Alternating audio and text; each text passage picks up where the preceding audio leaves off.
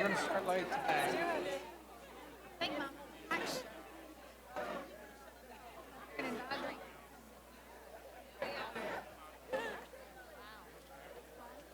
You guys have your meetings. I hear lots of things that take place. When do they take place? Is there a set people?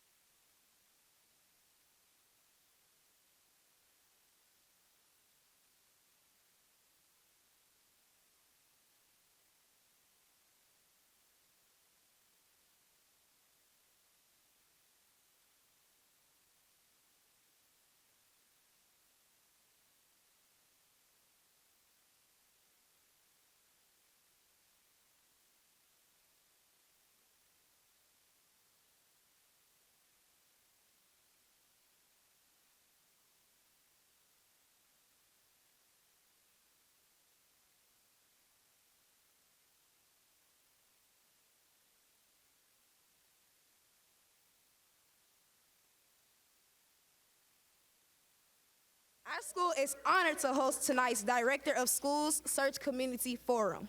My name is Terry Turner, I'm Trayvon Sisk. and we are juniors here at Maplewood High School and in JROTC, where we have an exemplary college and career-ready learning environment. Lives are changed every day at Maplewood. Students can graduate from Maplewood with more than a diploma. We have the opportunity to graduate with as many as 9 college credits, professional certifications, and hundreds of thousands of dollars in scholarships. Tonight, I have the privilege of introducing our host and forum mediator, Mr. David Williams. Since 2003, Mr. Williams has served as Vanderbilt University's Director of Athletics. Mr. Williams ranks among the university's most prominent leaders, serving in numerous roles since arriving in Nashville in the year 2000. In addition to his role as Director of Athletics, Williams holds the title of Vice Chancellor of University of Affairs and Athletics and a law professor at Vanderbilt. Today, Mr. Williams has firmly placed his stamp on the program and has positioned Vanderbilt athletics among the most innovative in the nation. Mr. Williams joined Vanderbilt from the Ohio State University, where he served in numerous administrative roles. I didn't know you had the Buckeye. A native of Detroit, 14? Mr. Williams also spent 10 years. 10 years? 10 years as a teacher and coach in Detroit public school system before entering law school.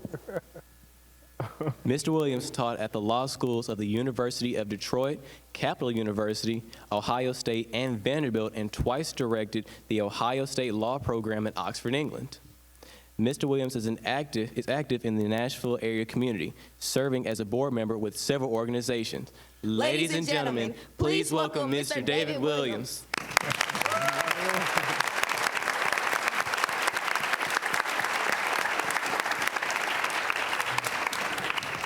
Thank you, thank you. And let's have a round of applause for these two fine students.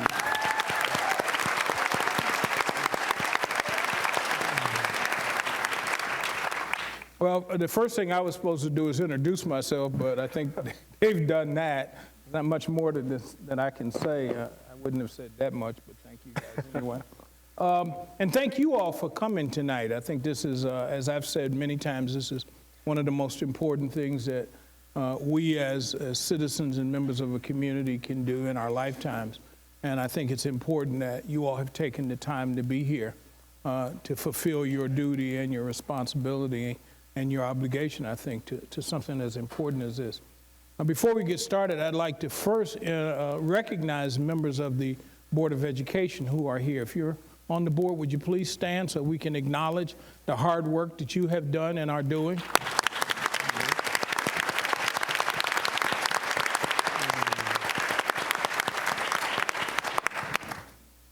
Also, I would like to acknowledge the fact that we have a great audience, but there are also people that will be watching or following us online, and we want to make sure that they understand it from the live streaming, and to thank the Tennessean in Channel 3 for doing that, because this is a community involvement forum, and not everybody can make it here. So thank you to Tennessean and thank you Channel 3 for making it really a community endeavor.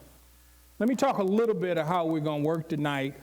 Just very quickly, we'll start off with the candidate having the ability to answer what we call an icebreaker question that will be put to him by me. After that, we'll have panel questions, and the panel is sitting in here and will be introduced shortly, and they will each ask at least one question, maybe more, but we'll go through to make sure they each have one question. And then we'll actually have some questions from the audience. And you should see or be around someone or someones who have little white cards. Look for those white cards and the people that have them. You should write your question out and give it to one of the representatives. And they basically will get all of those and then ask some of those questions that will basically come from the audience. And then we'll have some questions that have been sent in for people who couldn't make it. We actually have had the ability to get some questions that will come in, and we'll have somebody actually read those. After that, we'll have sort of a little question and answer if there's a little time left, and then we'll close the evening by having the candidate give some closing remarks. So that's how we'll go through the evening. It'll be spirited, I'm sure, informative, and we promise we'll be out here by midnight. I also want to remind everyone of the website, www.mnpsdirectors.org, if you have suggestions, questions, comments. Also, there'll be some other forums. I want to remind you of those so that you can come to those and participate in them. And also the hashtag. And I'm not good at this, but there is a hashtag, and it's hashtag MNPSDirector. So if you know how to use hashtags, you know what to do with those. I don't. So now let me introduce the panelists real quickly, and we can get started here. First, we have Stephanie Spears. Stephanie is from the MNPS Directors Parent Advisory Council. We have Eric Hoot, who is from the MNEA. We also have Angie Adams from Pencil Foundation. Got you a little cheering group here, don't you? And I have to remember we have Liz, but she told me that everybody calls her Honey. Honey Rosso from SEIU Local 2015. Okay. Then we have the Reverend Troy Merritt, who is from, Troy Merritt Jr., National Organization of Action and Hope. And then we have Don Rudolph from St. Thomas Health. Okay, so that's our panelists. Let's give them a hand.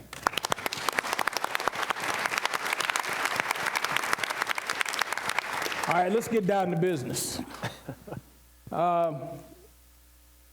Dr. Josephs, we've met upstairs, and we've all sort of been familiar with your background, and I've always said there's two sorts of backgrounds, the one that we can read and then the one that you will tell us. So why don't you break the ice, as we'll say, by giving us a little bit about you, your work, and why you think this is the right place for you. Thank you so much for the opportunity to be here. And Now, first, I want to thank the board for just putting together just a tremendous opportunity to engage the community and to have an opportunity to have a transparent dialogue. Because, when you are aspiring to be, the superintendent of schools or responsible for 86,000 some odd children and, thousands of employees, it's a big job. And you've got to make sure you've made the right decision. And, you're taking the time to reach out to the full community and get the full community's input on what will be, an extraordinarily important decision. So I thank you for your diligence and your efforts and your hard work. Can we give them a round of applause one more time, please?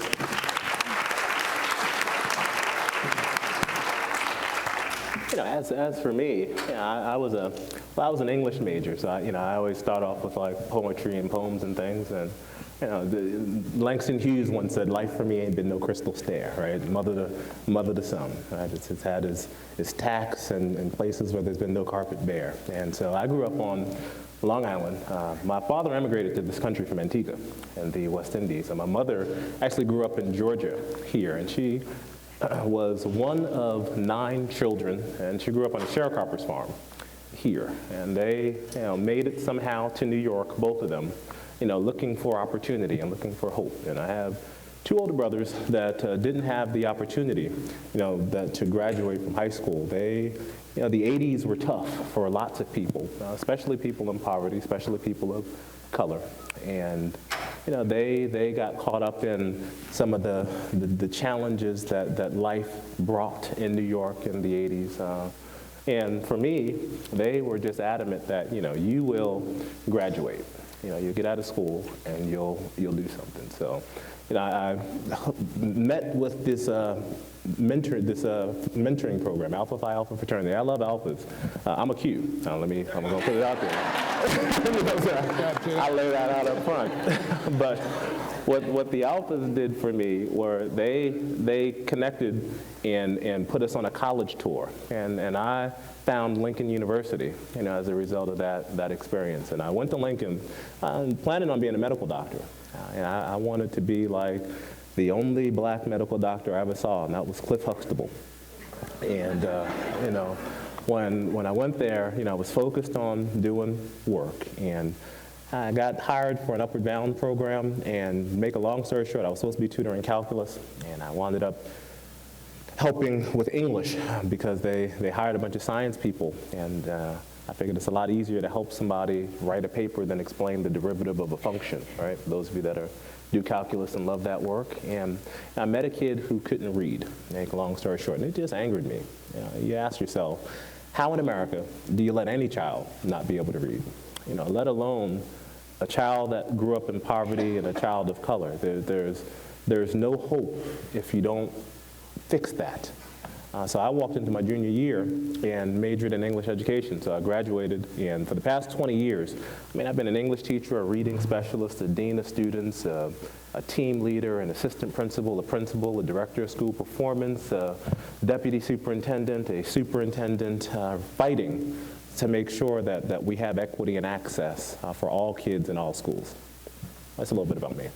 Yeah, thank you.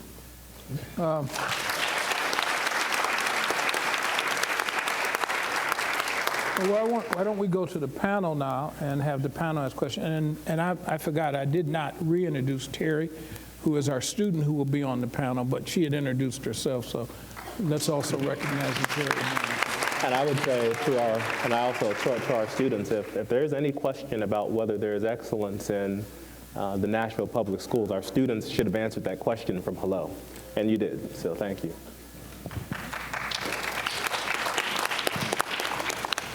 Why don't we start the question and then just go in order, and Stephanie, you'll have first question. All right. Is there anything that Nashville can or should do to try to reduce flight of affluent families to surrounding counties? Well, I think people make choices based upon their perceptions of quality, right? And sometimes it's just a perception. People haven't given the schools an opportunity to see what's there. Sometimes they're right on the money, and there's an issue that needs to be addressed. I think the best thing we can do is make sure that all of our schools and all of our communities have strong programs, and for when they don't have strong programs, acknowledge that there's work to do and connect with the community to strengthen it. I think if we do that, I mean, nobody wants to, pay more money to send their children somewhere if they don't have to. I mean, that's just a reality that we know is true. But there's nothing more important to families than to make sure their children get a high-quality education. And I don't blame any parent. If there's excellence out there, find it. But what we have to do is make sure they can find it in all 169 schools that we have.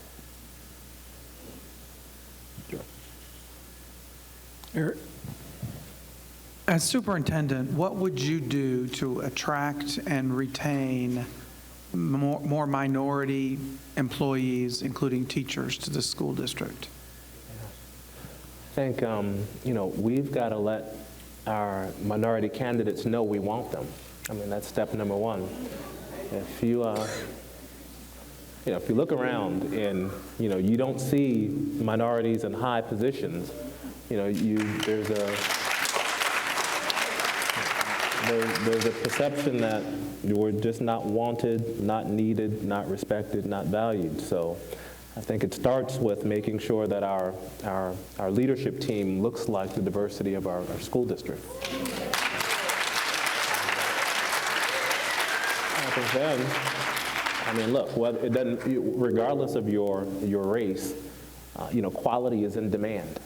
And so I think we've got to make sure that we're competitive with our salaries. I think we've got to make sure we're clear about our pipelines. People need to know when they come in that the Metro Nashville Public Schools, are thinking about their career lattice. And so I'd reach out to you and SEIU and others to really start talking about, so how do we develop a career lattice for people to let people know when you come in, there's intentional thought about a 30-year career in this great district. Angie? Considering the average tenure of an urban superintendent is less than 5 years, how do you plan to build continuity and sustainability for the district and the initiatives you put into place? Yeah. I mean, there are a lot of reasons superintendents leave. I don't think it's one of the hardest jobs in public education, because you're, like right now, I mean, there's a reality. This next director is going to be hired soon, and then we have a board election. And in that election, you can have, the board that hires you might not be the board that loves you. You only, you get your most love from the board that's directly hired you, and you recognize that fact. So I think what will be important over the next year is to really be clear about what our mission and vision is, both with the current board and depending on what happens in the election, how we move forward. But once we're clear about our goals, the job of any superintendent is to be the agent of change for the board. Right? The board sets the policy, sets the direction, sets the vision, sets the legislative agenda, and it's the superintendent and staff's role to actualize and execute and to make that vision a reality. So how do you keep your job? I mean, I guess you just, for me, I just try to do what's right. I try not to get caught in any type of political conundrums. I just do what's right and hope you'll be fine. Well, welcome to Nashville. Yeah, great to be here. Sometimes school boards and school districts elect to outsource, privatize support services. What is your viewpoint on outsourcing and privatizing services from children to private companies instead of having Metro school employees? Yeah, I think you have to look at the why, right? Why is that the case? I mean, there could be services that, for cost savings, for quality control, for management, where that makes sense. And there are some instances where it does not make sense. I think, at the end of the day, we're charged with running an efficient, running a high-quality program. And I think we do have to look at all options to do that. Ideally, we want to preserve jobs. I mean, the school systems hire lots of people, and we should value them. And whenever we have to make those types of decisions, I think we've got to be very thoughtful. I think we've got to think about the impact of our decisions. But at the end of the day, we have to ask what's best for children. And if there's an instance where it's best for children to outsource, and in some instances there are, I can give you an example. There are school districts when I was in a small school district that it wasn't feasible to hire a communications office. Right? So in some districts, and in the district I'm currently in, we have a communications office, 20 some odd people or so, I guess. Right? But in the small district, it made sense to just hire a company to outsource on an as-needs basis, because I didn't need to have a couple $100,000 in salary and materials and things when, when I needed to call every now and then, I could get some direct supports. So I think we have to look at that. Any decision we make like that, though, if it affects people, I think we need to bring the unions in to be a part of those discussions, to be transparent and honest on the why, and work through that. And that would be my commitment as a director. I couldn't guarantee that there would never be a discussion on outsourcing, because I'd be lying to you if it meant that there were savings that could be made and we could do the job better and more efficient. But I could guarantee you that you'd always be at the table as we had those dialogues.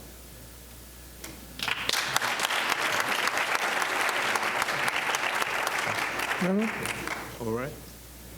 A very recent Vanderbilt University study indicates racial discrimination on a national basis in student access to gifted and talented programs. What experience do you have in addressing equal and fair access for all students to these programs? Yeah, I've been working on that for a long time. I think particularly with minority students, with students in poverty, sometimes giftedness is masked. Right? There's a potential. And I believe all children have the potential to be gifted. It's just a matter of, do they have people who believe that, and do they have people that pull that giftedness out? Because I think in many places across the country we have a very narrow view of giftedness. And I don't know what Nashville's philosophy is on giftedness. I don't know what assessments we use and how you get in your programs. I just haven't studied that yet. But I take a broad look at giftedness. There's a gentleman, Howard Gardner, who talks about multiple intelligences and how do we go about, feeding multiple intelligences. Typically, when you take a narrow view on giftedness, you're just looking at linguistic abilities and you're looking at mathematics abilities. So in doing that, for example, you might not see the giftedness of an English language learner just because they don't speak the language. It has nothing to do with their intelligence. You might not see the giftedness of a student with special needs. It has nothing to do with their intelligence. It has all to do with what we have to do to pull that giftedness out. So I think we'd have to stop, and one of the things we will do, particularly because we have, magnet programs and things of that nature, and they tend to be, pretty white and pretty Asian around the country. I don't know what they look like here in Nashville, but nationally that's what it is. And I don't think there's more giftedness in white and Asian students than in African American, Latino students and others. So I think we've just got to look at it differently and be much broader in it. So we will look at how we assess giftedness. We will look at, are we giving all kids an invitation, access, and an opportunity to high-quality programs? And there are things we can do to do that. We can simply just start with looking at the data to say where we are. You would imagine that I always strive to at least have the same level of giftedness, and this is what we've done in Montgomery County, Prince George's County, and in Seaford. We spent time to look at what percentages of giftedness are there.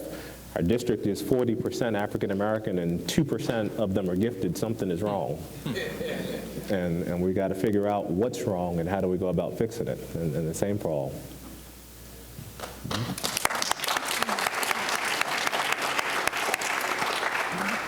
Good evening and welcome. Hello. The 12 zoned high schools in Metro are organized into smaller academies with a career or thematic focus. Working with business, community, and post-secondary partners, what are your thoughts about the academies of Nashville, and what is their future under your administration?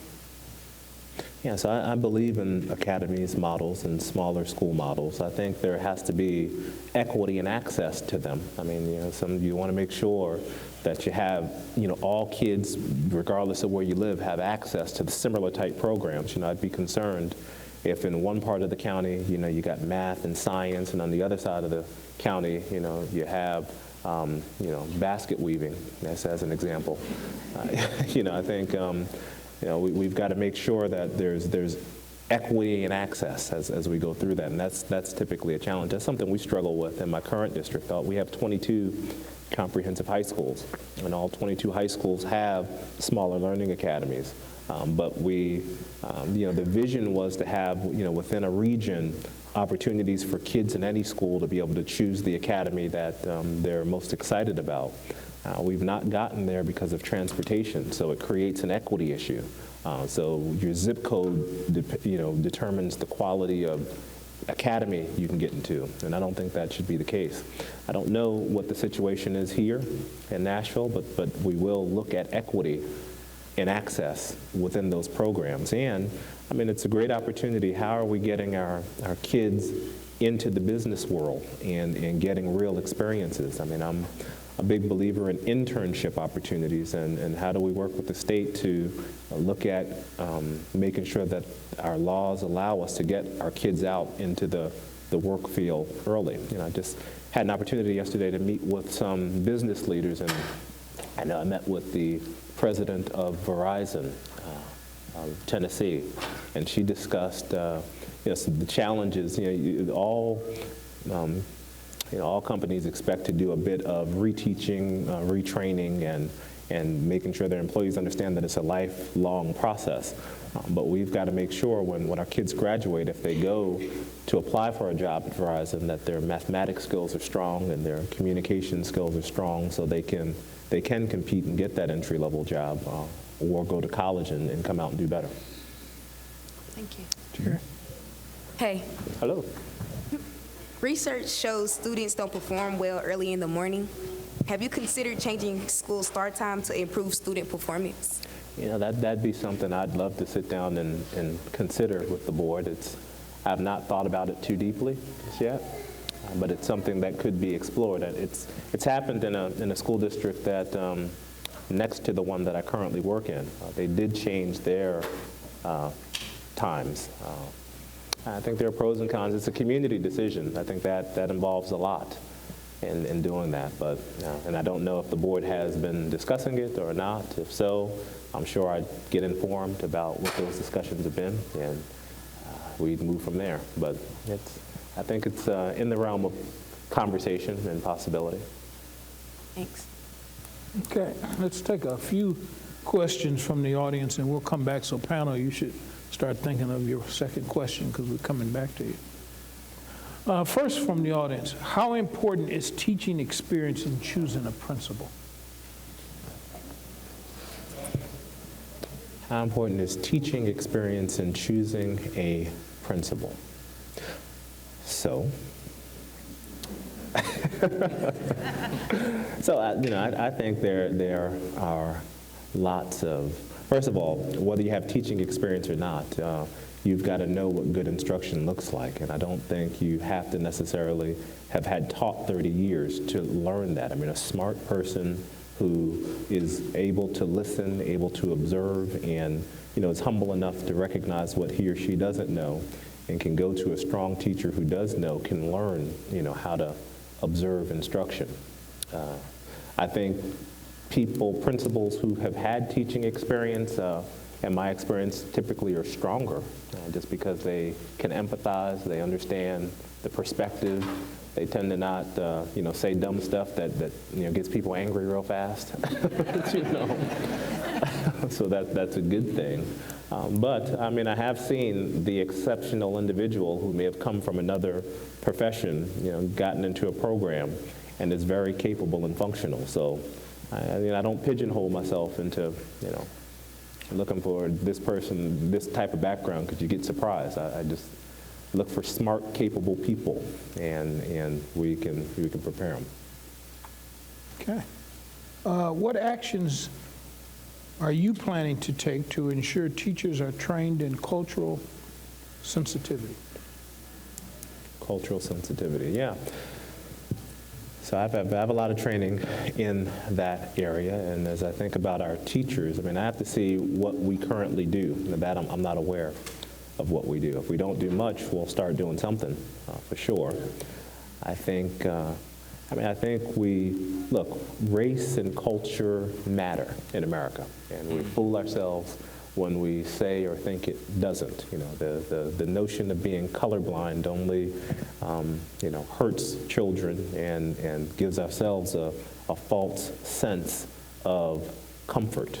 I think we do need programs, to make sure children understand the lives and stories of and perspectives of their children. And I've been in districts where it's been required to take, different trainings within the organization. So we'll look at that. It's important. Until I know what we're doing, it's hard for me to communicate, what needs to be done.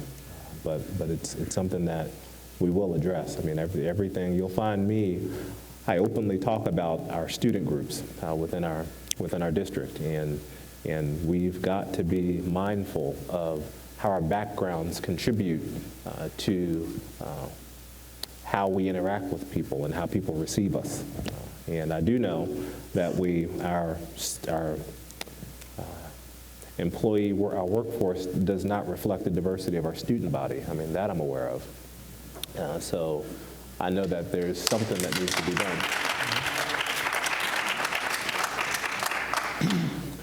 How will you support universal pre-K?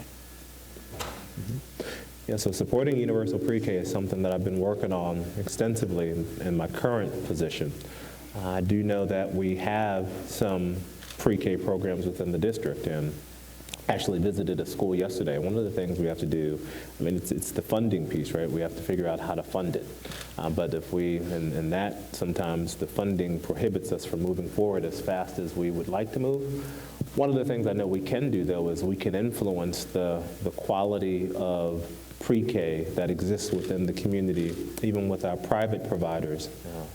I think we need to work with our business community. We need to work with our political community, particularly the mayor's office and our staff, and look at who out there is providing pre-K services within the region, whether it's a school district pre-K or not. And we have to create the conditions and provide the leadership to better effectively collaborate with those individuals, because our goal should be in Nashville to have extraordinary early learning opportunities in the city collectively, with the ones we control and the ones we don't.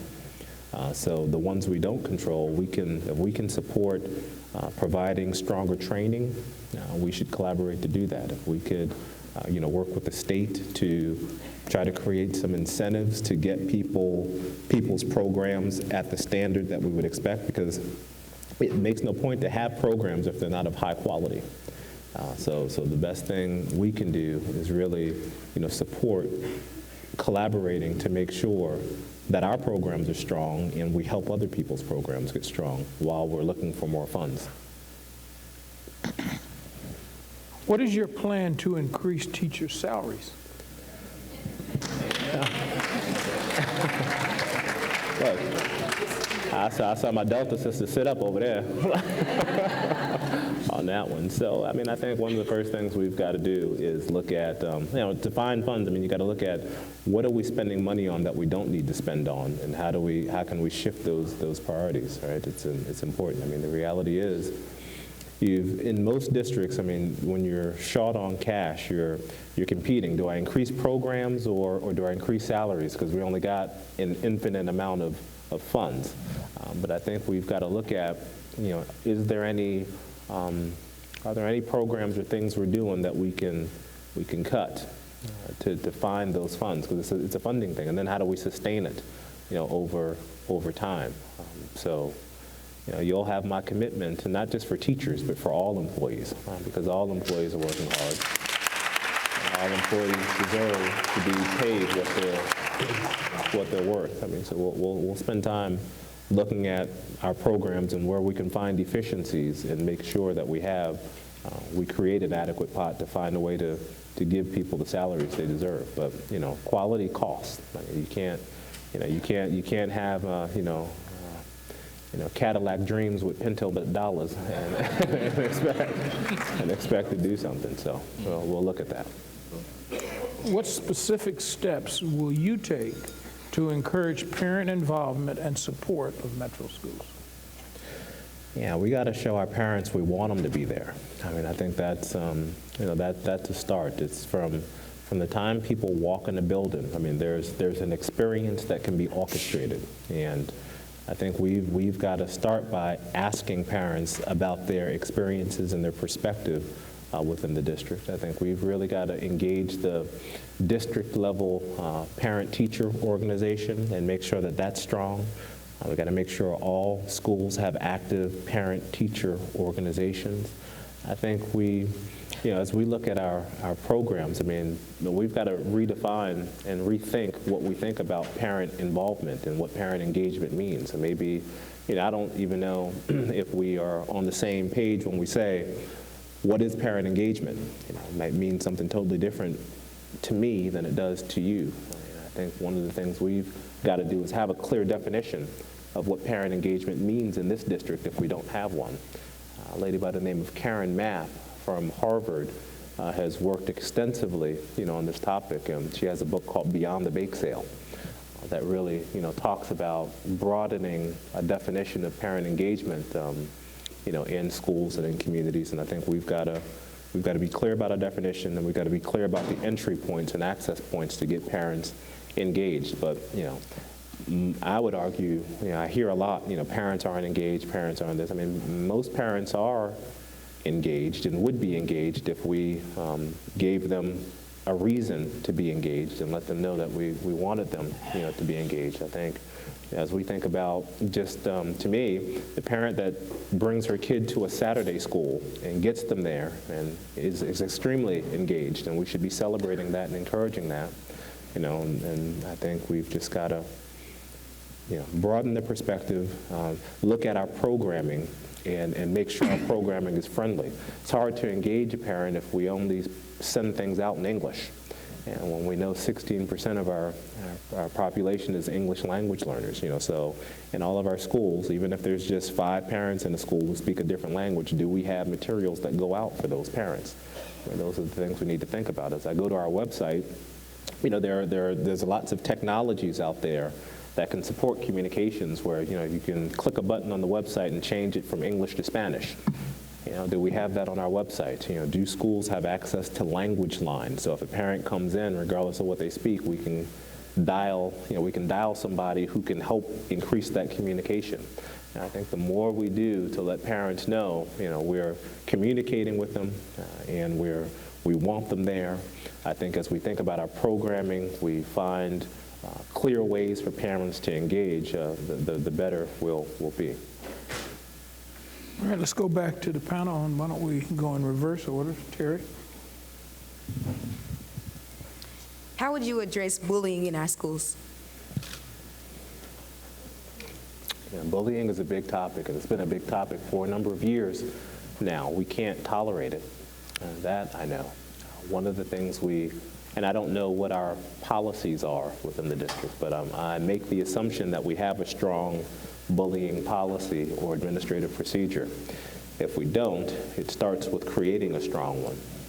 We need to make sure that when instances of bullying are reported, that they are swiftly followed up upon, and parents are communicated with about how we followed up. I mean, that's very important. I think we can't allow bullies to just continue to bully people and be in our schools. That, you know, there comes a time when, you know, a large comprehensive school isn't the right place for someone if they don't have the wherewithal to do what they need to do within the school. But I think we also have to work to make sure that when we have bullying instances, our counselors understand their roles in speaking both, in working with both the aggressor and the victim and their families.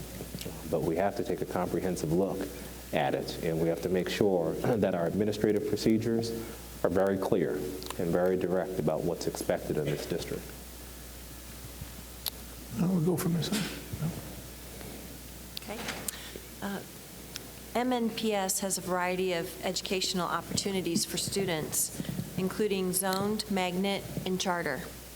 As director, how do you envision and ensure that collaboration and sharing of these best practices happen between these school types? Yeah, so it's definitely going to be important for me to reach out to all of our charter leaders and all of our, look at all the programs that we have.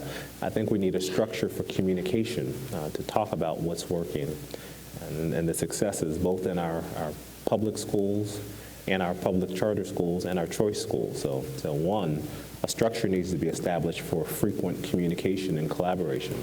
I think it's important that people in the charter worlds have an opportunity to walk through our public schools, and people in our public schools have an opportunity to walk through our charter schools, because we have one goal in the city of Nashville, and that's to make sure that every child is highly educated and receives a quality education.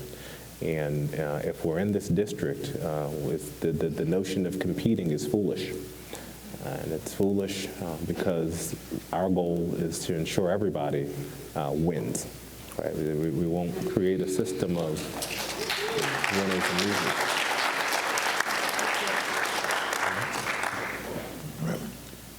Right. How would you, as director of schools, analyze, publish, and address school discipline data and racial disparities in school discipline, suspensions, and expulsions? Mm-hmm. Yeah, you know, this is where some of our community partners, I think, should be at the table with us, because I have found that school districts that tend to kind of hold that data to themselves create a sense of mistrust between them and the community. And you know, a successful practice that I've seen, I know when I was in Montgomery County, we had a strong partnership with the NAACP in our district. And one of the things they did together was they had an NAACP parent advisory council at every school.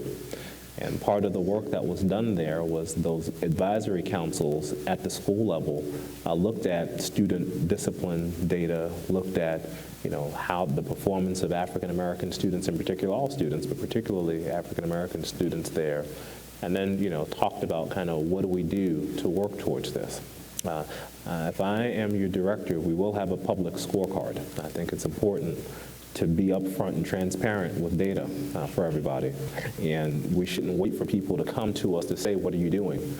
We should present the data openly and honestly and say, you know, here's what it says, and let's come together to talk about what we can do and should do. But I think there's an opportunity for nonprofits and our churches and our mosques and synagogues and our different communities, groups to come together to think creatively about what can be done. Again, when I was in Montgomery County in Maryland, one of the things, how we utilize some of our faith-based organizations, that I'd love to talk to some of our faith-based organizations here, were when we had to suspend students.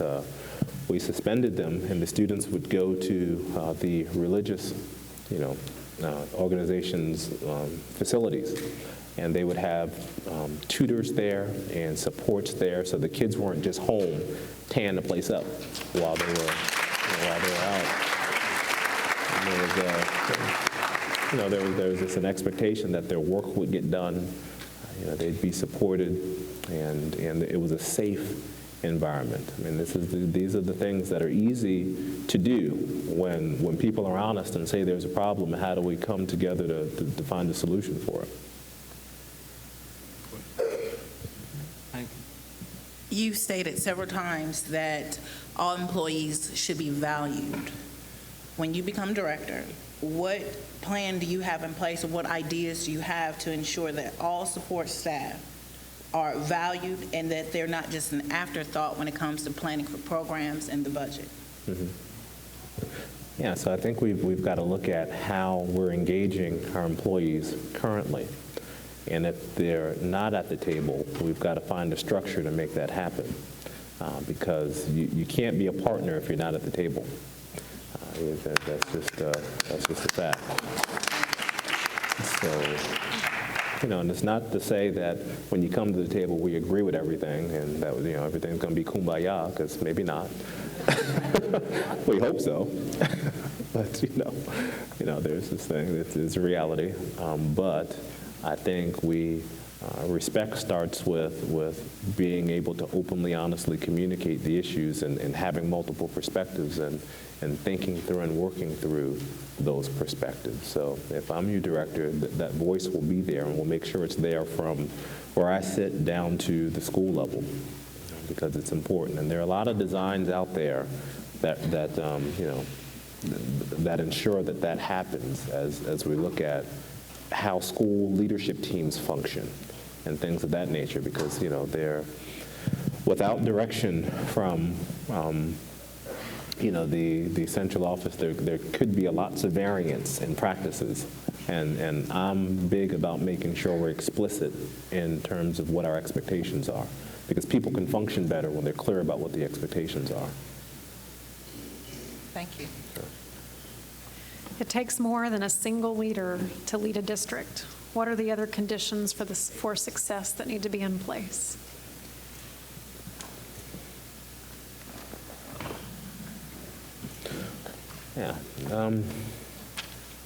So I've communicated, collaboration is important. And in terms of leadership, I mean, communication, it's like a marriage. Marriages fall apart when communication fails. Right? We know that. I think you've got to be very transparent. I think you've got to have a vision. I think sometimes there are.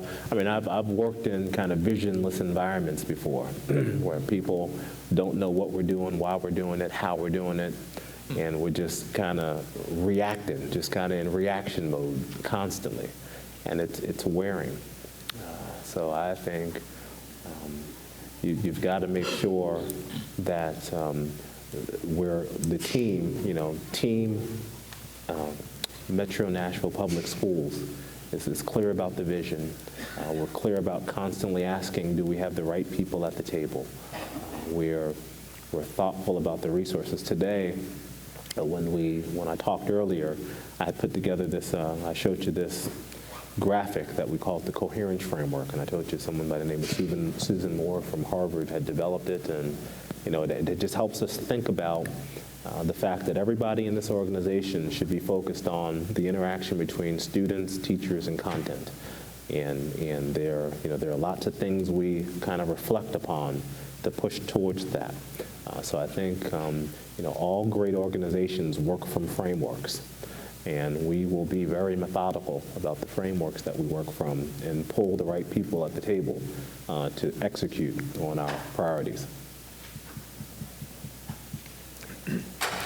This year, we've had a greater focus in our schools on using restorative practices, but we don't have much in the way of support for teachers and others in the schools. What supports would you provide to schools and employees for implementing restorative justice? Yes, I'm currently working with the Prince George's County Education Association on restorative practices, and my CEO has put a couple $100,000 in the budget. So I function from a $2.9 billion budget right now. So it's a little more than yours. I got $1 billion or so. Not much, just just a little. So I think if you you biggie size that down a little bit, there should be money. So if it's important, you got to resource towards it. And if we say it's important, we'd have to work with the board to see if there is a resource that we can provide supports with. If not now, I know that there are a number of grant opportunities. I think the National Education Association, it's a priority for the organization nationally, I believe. And I know they have grant monies out there. We could work to go find money collectively to do that if it's important. What are your thoughts on opening more score-segregated magnets, considering the high number of academically advanced students on the wait lists? Can you repeat the question?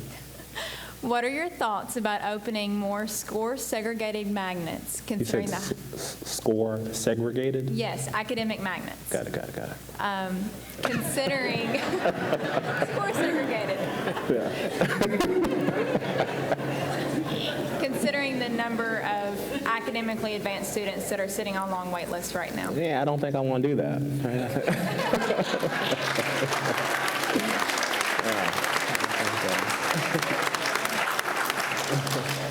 Yeah, I think, look, we ought to, I believe, if we truly believe intelligence is effort-based, and we believe that all kids have giftedness within them, then having small programs for a selected few, isn't the way to go.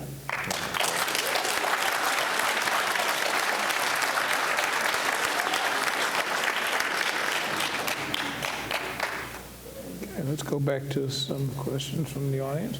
How will you make sure that children whose parents are not engaged in their education do not fall through the cracks?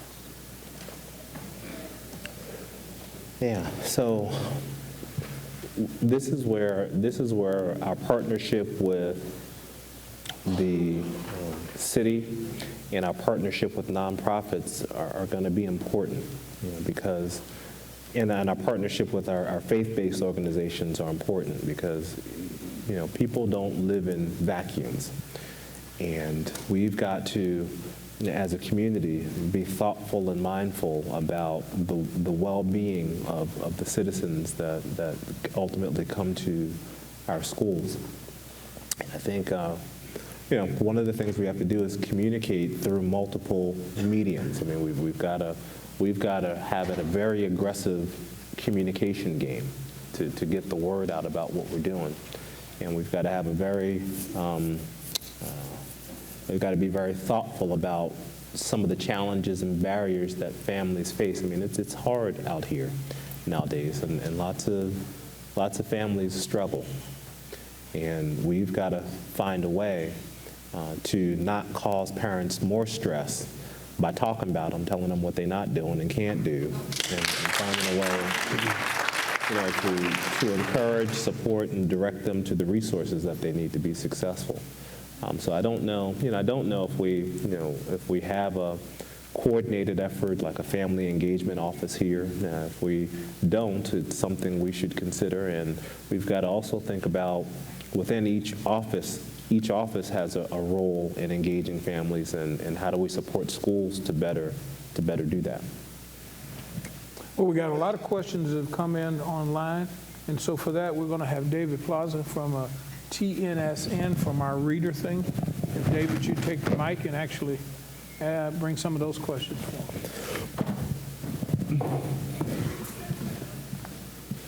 Good evening, Dr. Joseph. Thank you so much. Sure, thank you. One of the first questions is from a parent in Nashville who asks about adverse childhood experiences, such as abuse, domestic violence. Research has shown that adverse childhood experiences inhibit brain function and learning. What is your experience in dealing with these, and how do you adequately deal with this as director of schools? Yeah, I think, I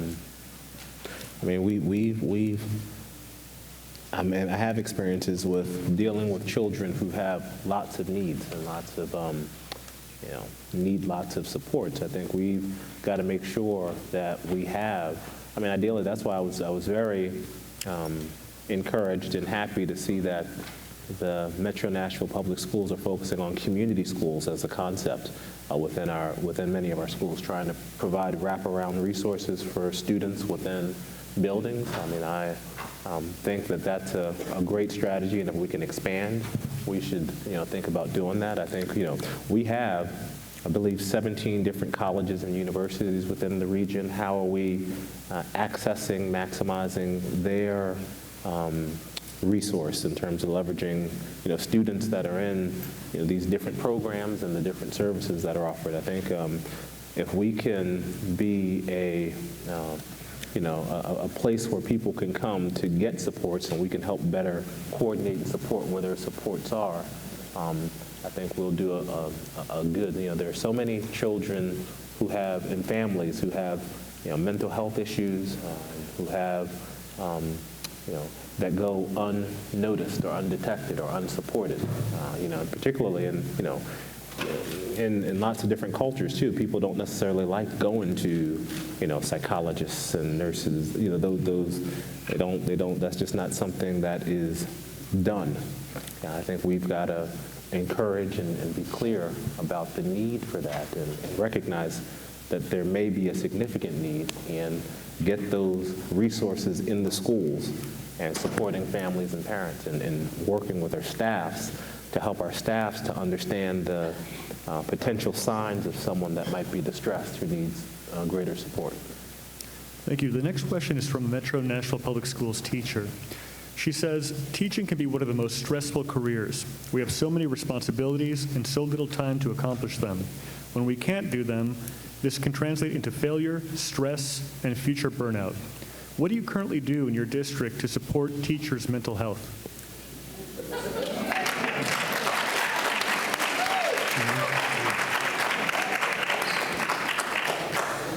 Yeah, so I think we can encourage wellness programs, and I think particularly in this region, where we have more healthcare providers than probably any other city in the country. So I think there are opportunities to encourage our schools. I'm right now within my school district, particularly within the division that I oversee. We have a biggest loser competition. Losing weight. We're encouraging one another to eat healthy. So please don't tell them I realized y'all had White Castles here, and and nothing good came from that. But we do have, we can encourage, we can encourage our employees to be healthy, to live active lives, and work with the healthcare community here to support us in doing that. I think we can be mindful about identifying abandonment goals. So every year we add stuff on the plate, but we're not clear about what we're taking off. I think we need to, explicitly begin doing that. I think, we can, the biggest thing is being mindful of the fact that balance is important, and having that message come from the top is important. Sometimes that, we know this is hard work, this is life-changing work, this is important work, but it's not your only work. That you do have families and other responsibilities and we want you to strive towards a balanced life. And so we can communicate that and model that for folks. Okay, I'll ask one more question here, and this is from a parent. The Every Student Succeeds Act authorizes school districts to include in their plans how they will assist schools in developing effective school library programs. How might you collaborate with school librarians to support this initiative, specifically as it relates to the allocation of Title II funds? Yeah, so in my current district, one of the things we've embraced is the White House's initiative to make sure every child has a library card. And I think that's something, if I'm your director, we would make sure we push here that, I think it all, this is an opportunity, again, as we, not just Title II dollars, but as we look at the city, and I'm sure you have an expansive library system within the city of Nashville. How do we it's not necessarily, this is where we can coordinate efforts and collaborate to make sure kids have access to books, online books, handheld books within our schools and within libraries. So if we, and I don't know what the state of our libraries is in Nashville public schools to be, very specific, but I will say an easy engagement is making sure kids have access to our public libraries. And as we think about our budgets, looking at if we're short in our libraries, how do we, over time, get them to where they need to be? Thank you very much, Dr. Joseph. Thank you, David. Here's a great question. This might be your hardest one, and it's from someone in the audience, actually a kindergartner. And they wanted to ask you the question, do you sing the ABCs? Do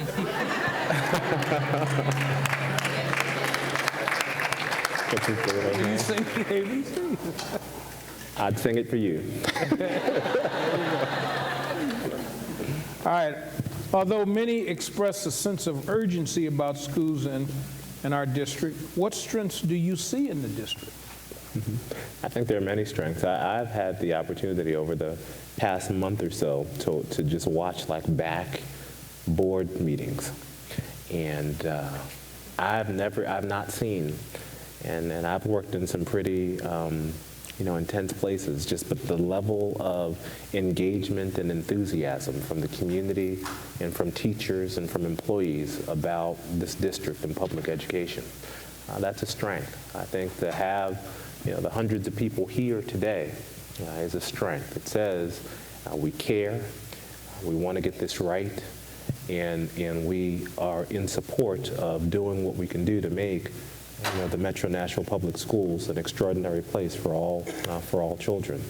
I think the board has demonstrated great leadership in the transparency and the commitment to working to get this process right, to find the right director for you.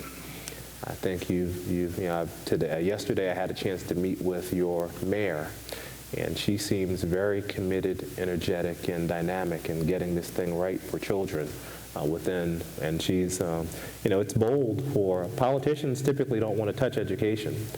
They don't, because sometimes it just doesn't go their way, and it's not a quick fix.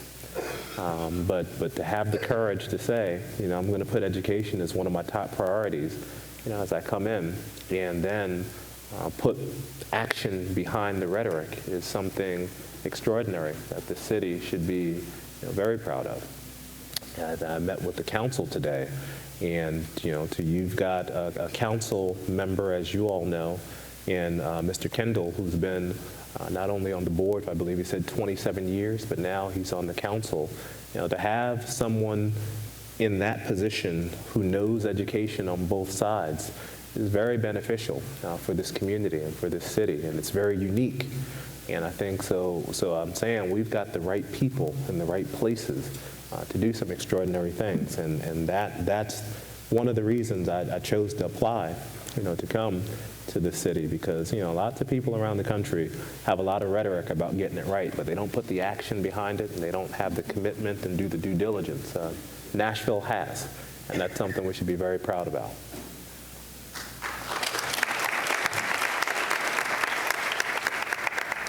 How do you feel about the trend to tie standardized test scores to teacher evaluation? Why not take a sip of water?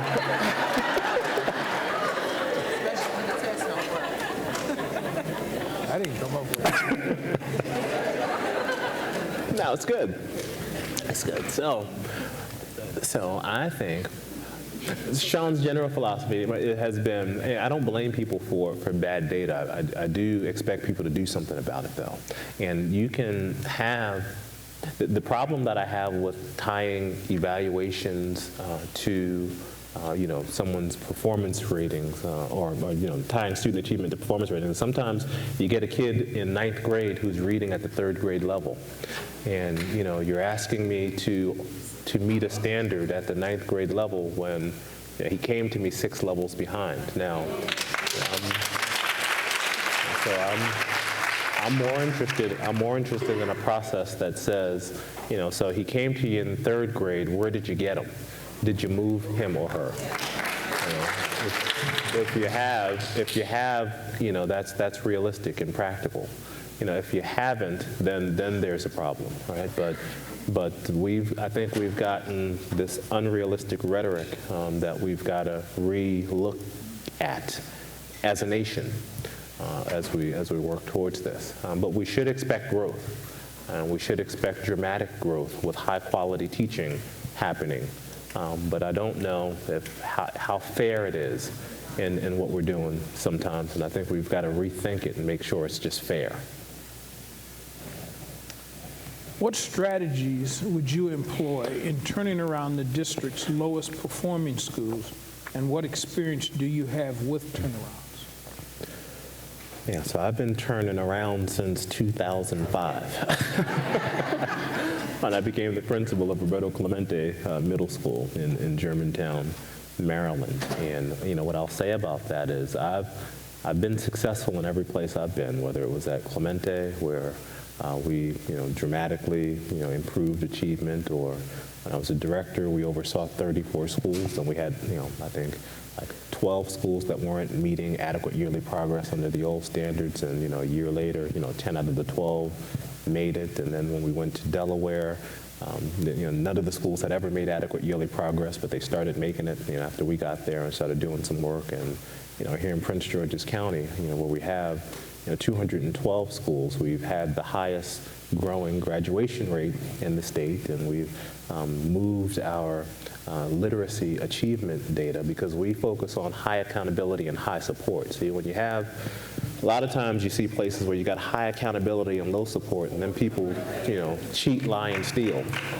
is what happens. And there's a danger in doing that. So we've got to look at, how is our central office working for schools? Schools don't work for central office. Central office should work for schools.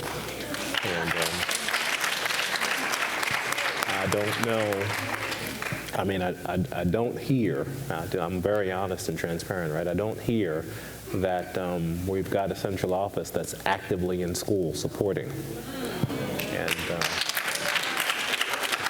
And I don't know, I don't know why. It could be, there are lots of reasons for that. It could be, I don't come with a why. I don't have the answer. I will. But what I'll say is we've got to realign and reorganize so we are supporting schools in a way with the resources we have. And I don't know, it doesn't take more resource. Maybe it just takes us using resources differently. But we've got to support schools and have high accountability, high support. So for those schools that are currently underperforming, know that if I'm your director, thought partners in a structure will be coming where we can sit down, really look at where your performance is, have conversations about why your performance is the way it is, talk about, so what are some of the barriers that are keeping you from moving forward. We'll be meeting frequently to look at specific measures, particularly in reading and math, to see if students are progressing over time, and if not, we'll be asking why and what supports are needed. We'll be working, the quality of instruction in a building is dependent upon the quality of feedback that's given. So we've got to talk about what are the feedback loops in school. So it's not about central office coming and doing anything. I think great teachers and buildings need a voice to be out and supporting one another within schools. And we've got to give you the time to do that and the resource to do that. And I think if we do that well, just like things have improved every place I've been, they'd improve here.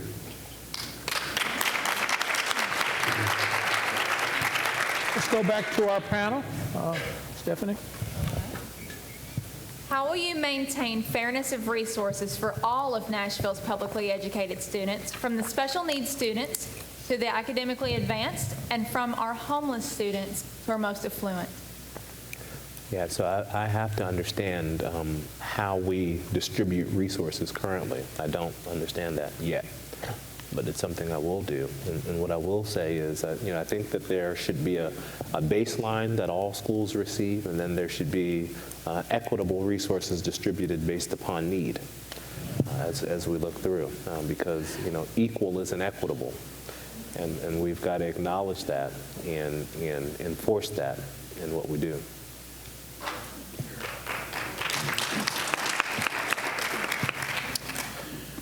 How would you hold principals accountable for the actions that they do in schools?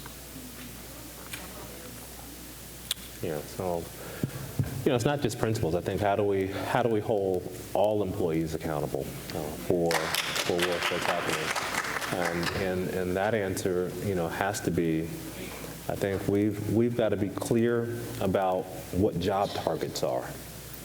And we've got to make sure we're in buildings enough to be able to trust what people say and verify what they do. I think we have got to have clear feedback communication cycles. Like, I'm interested in understanding what the expectations are for principals to collaborate with staff, both teaching staff and SEIU members within the buildings. Are there structures that are consistent across the district in terms of communications, and when communications break down, how do we solve those problems?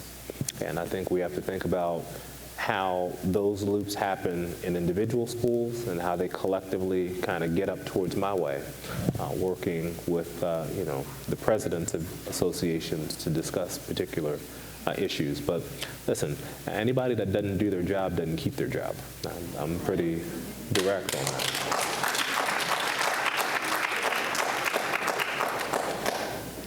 How and when might you engage the community in building a new vision for our district and implementing that vision? So the board and I, if I'm selected, will be actively out listening and communicate. I think it starts, we would have a transition team. And that transition team would be, led by an external person and an internal person. On that panel would be parents, community organizations, people from schools, and outside leaders.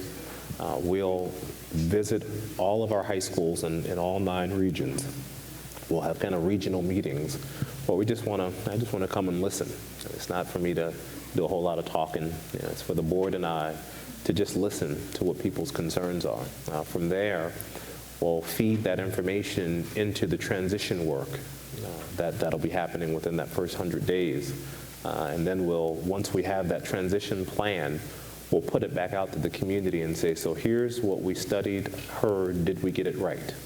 And we'll go back out to the schools and community to say, we're asking you, did we get this right? Because we're going to build a plan around this. So if there's something missing, speak now or forever hold your peace. And we'll go ahead and get that information.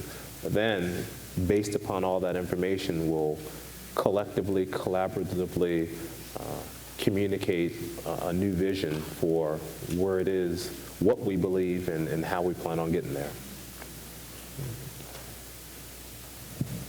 Support employees are very important to the education of our children. Support employees are very important to the education of our children across the district. I agree. How do you envision meaningful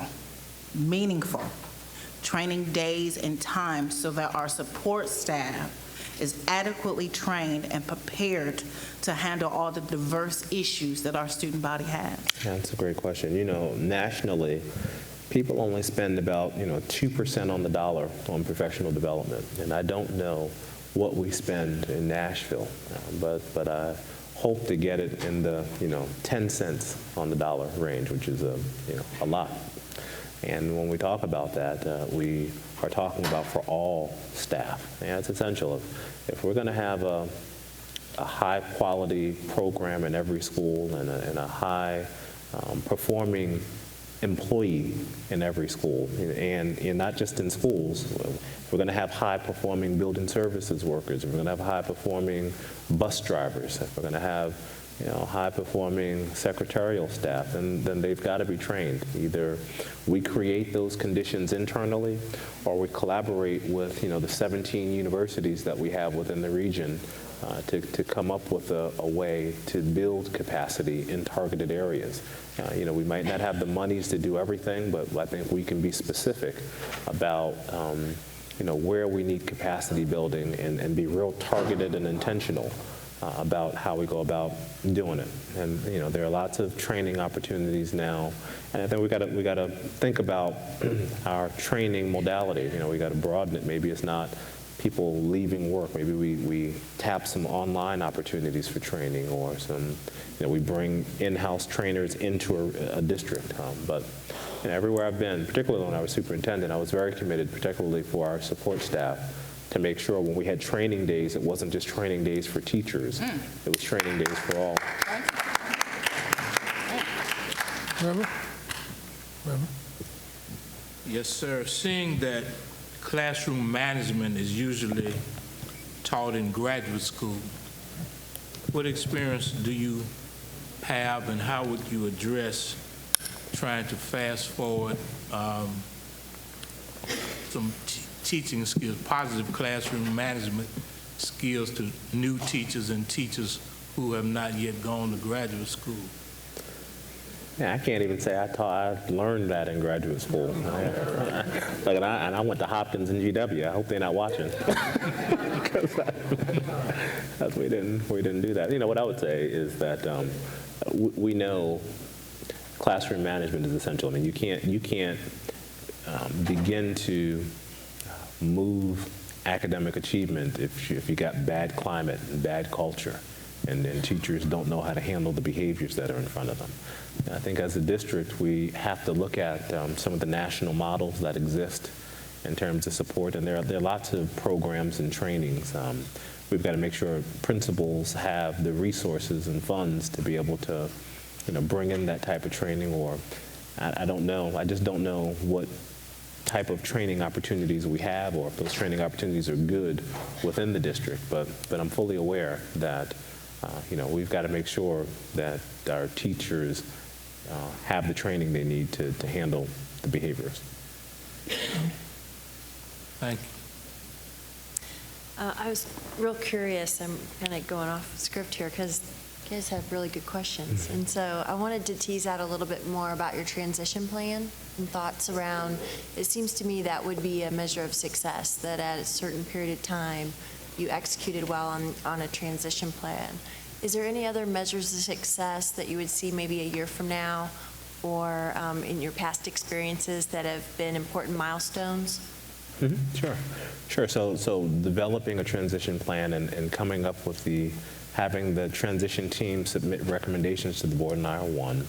The other would be revisiting our strategic plan and making sure that our strategic plan is comprehensive and speaks more specifically beyond just right now we've got a great strategic plan that talks about academic excellence, but we want to also make sure that it talks about how we're going to hold ourselves accountable. And we want to make sure it talks about how we're going to engage families, and then working with the board to identify a couple other areas we might want to focus on to make it more comprehensive. But having that, Plan 2.0 done, because we can't really start budgeting effectively until we're clear about where we want to go. And so that plan is extremely important, because all of our budget really needs to be aligned towards achieving the outcomes that we say we're going to meet to do that. So that's a big year one goal. I mean, I think I need to make sure we have measures to make sure we know how well our kids are reading and doing mathematics, and be able to communicate that to parents, and make sure principals have meaningful data that they can get to monitor progress along the way. I think if we do that, I mean, just by focusing, and I think we've got to clear the noise for many principals. I think sometimes they got too many things that they are told to do. And I think we got to be clear about the 2 or 3 things we want them to do well, and the stuff we can tell them don't worry about. And for our final question, we will turn to our student, Carrie. First impressions are lasting impressions. What do you plan to address sagging and other dress code violations? Can you repeat that question? What do you plan to address sagging and other dress code violations?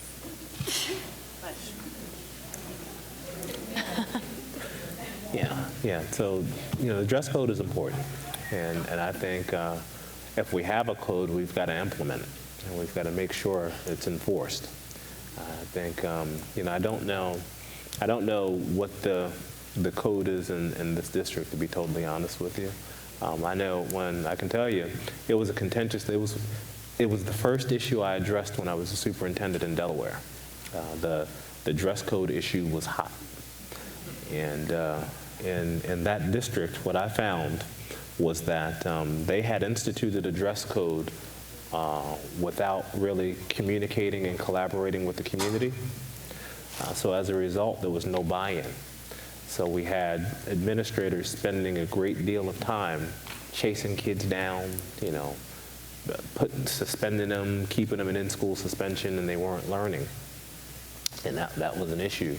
I think I don't know where we are. I don't know if it's a hot topic, and I'm going to get myself in trouble here. But what I would say is that I think dress codes should be, determined by individual communities, and whatever we have on the books, we should enforce. In Delaware, we decided to. In Delaware, we actually decided to remove the strict dress code that they had because it was too much of a distraction, and I was just really concerned about whether kids were learning, not chasing kids down and bothering them. But having said that, you got to wear a belt and you got to have your pants up. Nobody wants to see your underwear.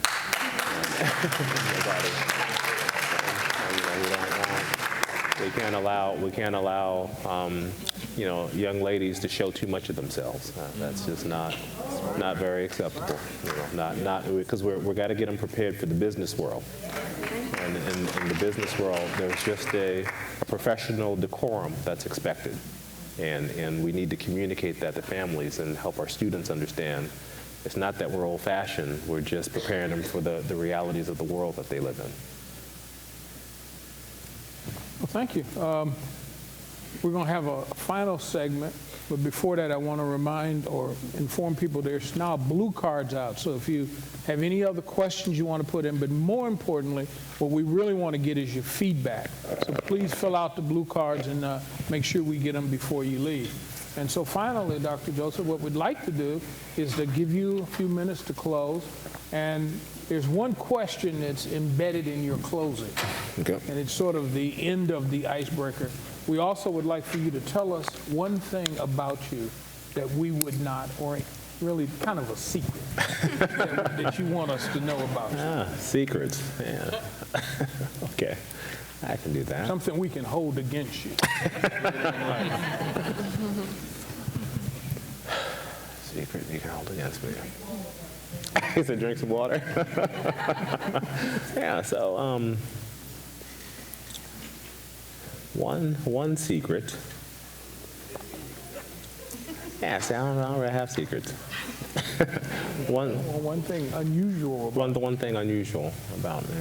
that we wouldn't think, oh, yeah. Well, most people think I'm an alpha versus a Q. But I am a Q. So that's one thing. Let's see. I think I don't know. I mean, I'll come back to that. Okay. I'll come back to that one. Your time for closing. Yeah, but I really have appreciated my time here in Nashville. This is a wonderful city. And we have an extraordinarily engaged community, and I would so be pleased to serve as your next director. I think there's an opportunity here to do extraordinary things on behalf of children, for this city, for this state, and for this country. And I don't want to.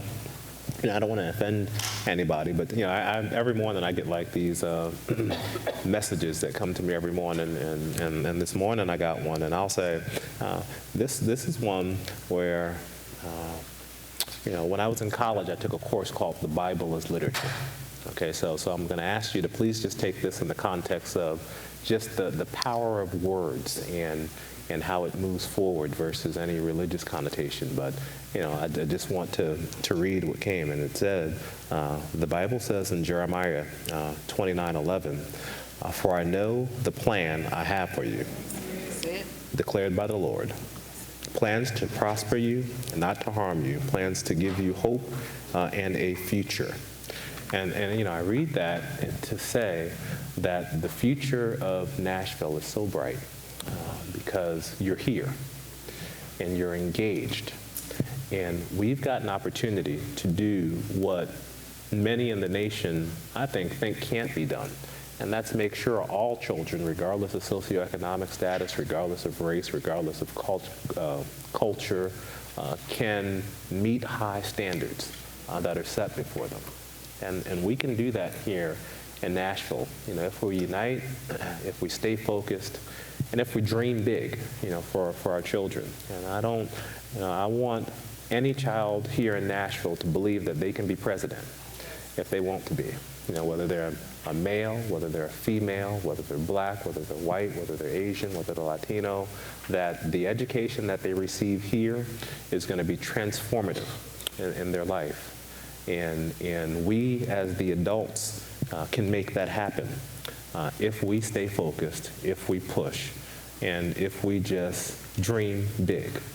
So if you hire me as your next director, I promise you, we'll dream big.